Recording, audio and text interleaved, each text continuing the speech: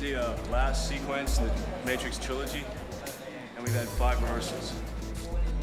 We're standing in what we call the Matrix building, which is looks a bit like a barn, so we call it the Sky Barn. It was based around the building Eon, where our offices were in Venice. Originally, it didn't have the extensions, which you can see up there, which are the illuminated side walls. We've added those so that it was easy to do a fight, because it's a fight set like so many of them. So it's geared around a lot of wire work. As you can see behind me, there's a lot of breakaways. So we've tried to create an interesting sort of environment for Larry and Andy to work in. This is going to be a 3-person compilation. We have Darko Tucson, our other Neo double, doing the high fall between the 2 walls. We've got Keanu Reeves doing the last dragon slide. And I'm just going to do this little piece coming through the breakaway wall, hitting the ground, and starting Keanu's slide. We're going to drop someone off this truss through this breakaway wall here, and it's going to look really good. This is actually the floor. It's set sideways, so it falls straight through, so you get the really hard effect of it just like hammering through the walls. It's all actually on its side, and the camera's all going to be on its side as well. So it's about 25 feet, I think, to the floor all up. Yeah, through the 2 walls and to the pads down there. I'm going out to my spot now. I'm set to go under the truss. Okay, I'm set. Here we go. 3, 2, 1, action! It's all right, eh?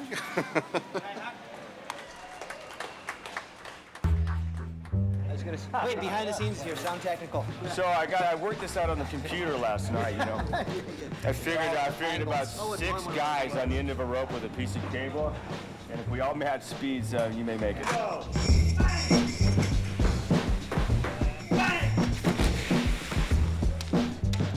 The only notes from the brother, and you don't have to do it in this rehearsal, is the more sideways you can come through, the better. Oh, come through? Okay. 3, 2, 1, go! Happy to do another one? Yeah. No problem. That's just a warm-up, isn't it? 3, 2, 1, go!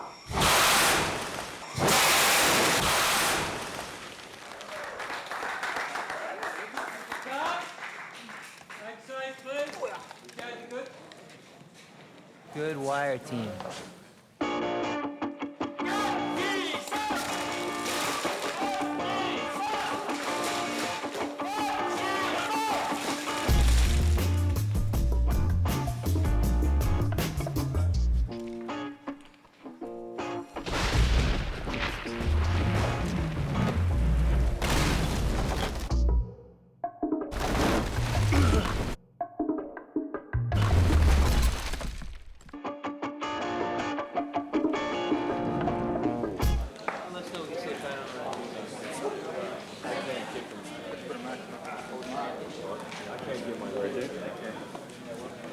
Chad, What am I kicking with? the totem pole. Wow. Oh, Jesus. And go, Tiger. A little slower. That's impossible.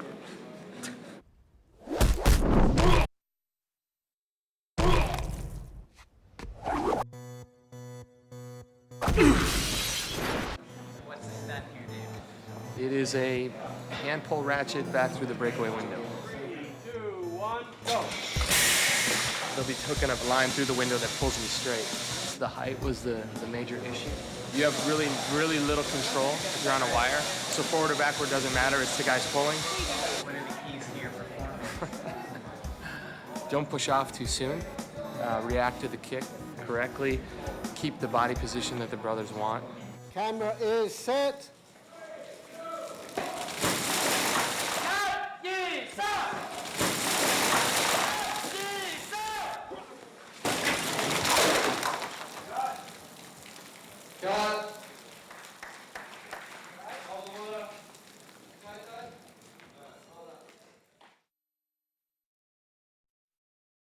I'm out of my mind. I'm out of my tree.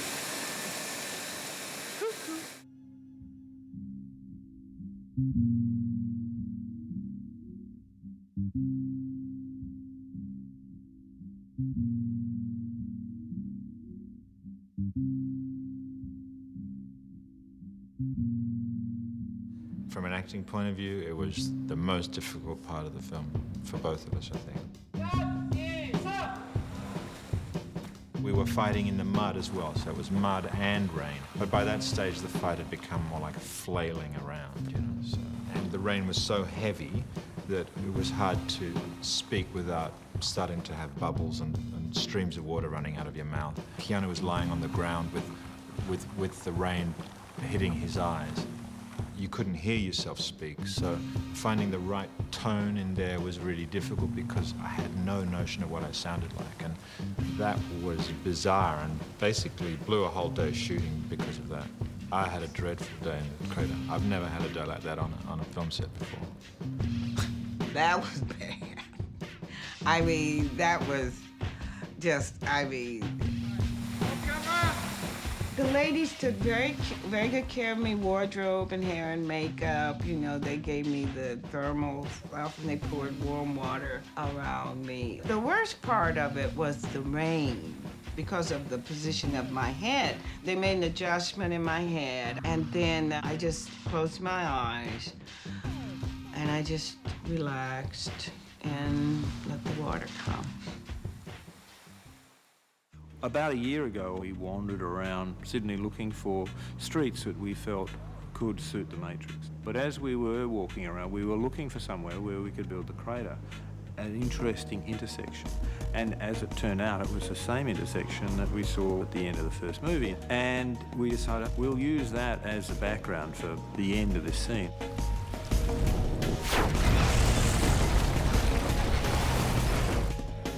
Thinking about the wrestling pose that Smith can be standing in while you're down on the ground.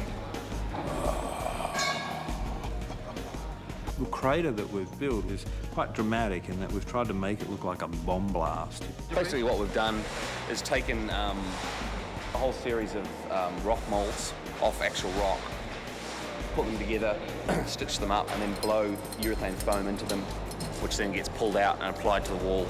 It all has to be soft so that the principal cast don't do themselves a nasty injury.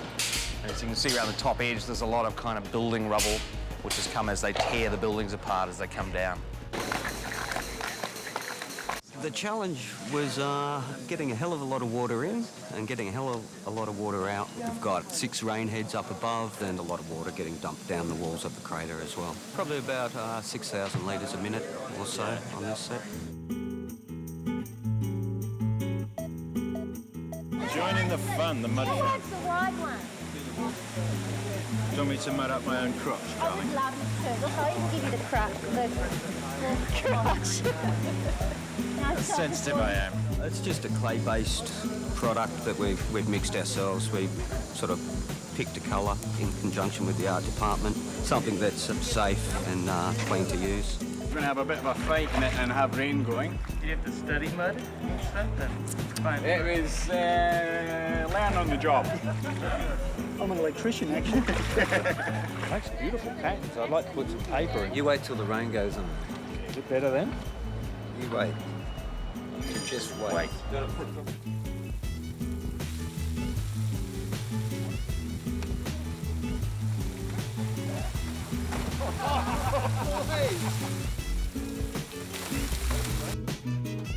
Oh, down the spine.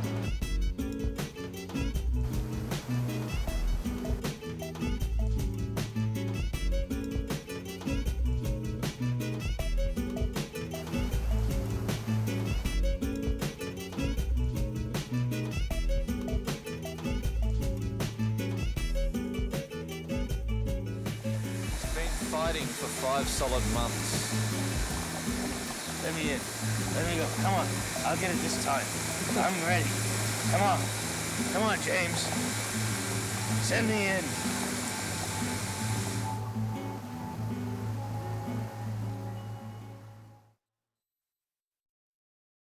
Right now we are shooting scenes related to the highest altitude. That's about 2,500 feet above the Matrix City.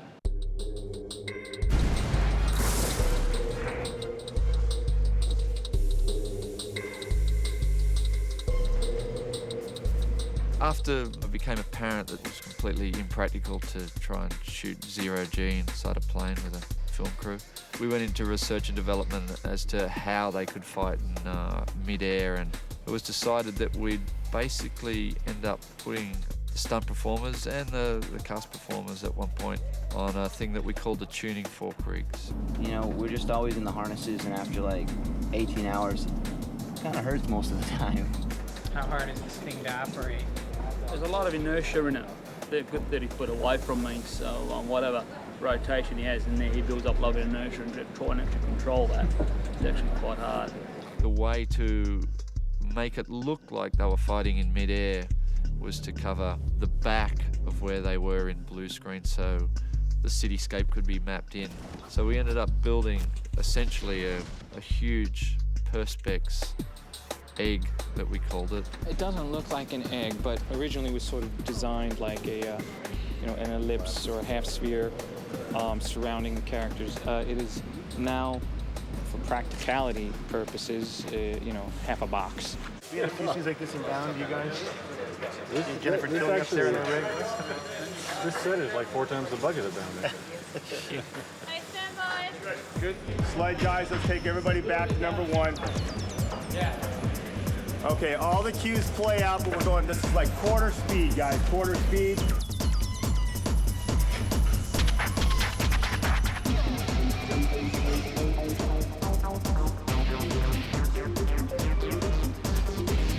I'm feeling fairly paranoid today. It's a good thing we're not in America because I have a gun.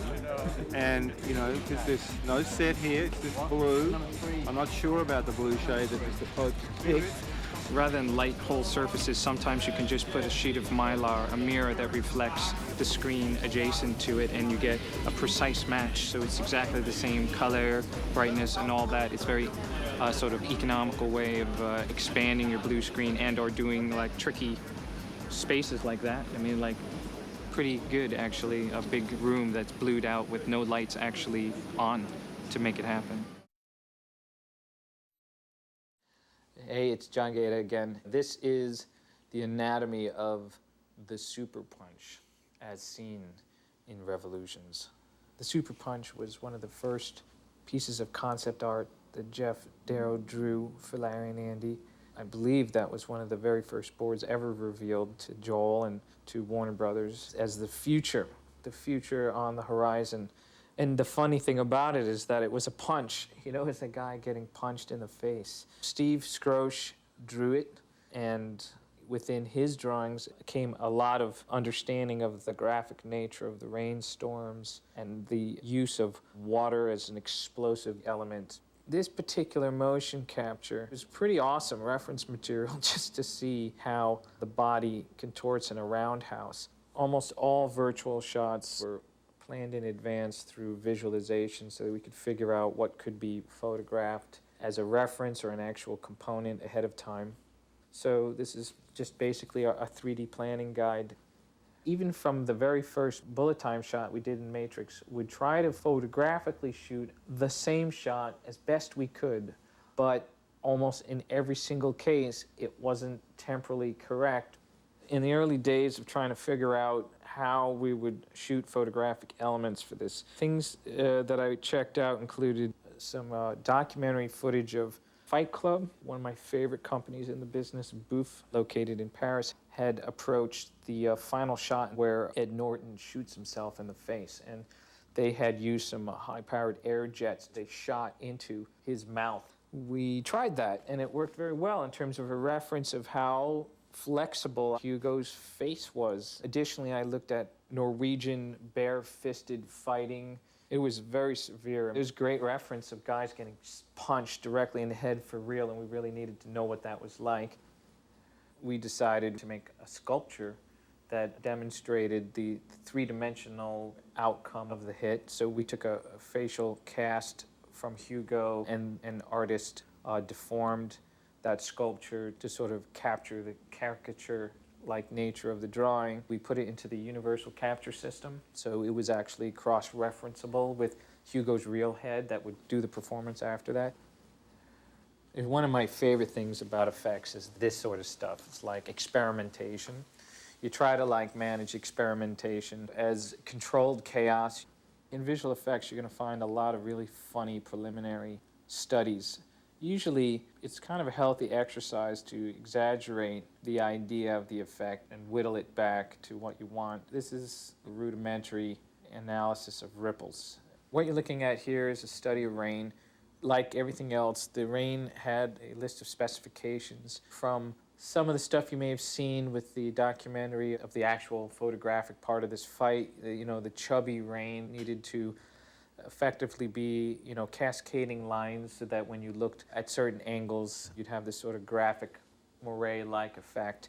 When we worked out the interaction with the fist, we basically wanted it to be like a train smashing into giant glass rods. In examining documentary footage of guys being hit for real in the face, there is this thing that occurs right off, which is like an inch or so displacement of the skull in the direction of the punch, and that has a lot to do with the impact and the pain. So we had to figure out how much to displace his head and whether that displacement was going to also have some kind of overlapping effect with the ripples from the impact.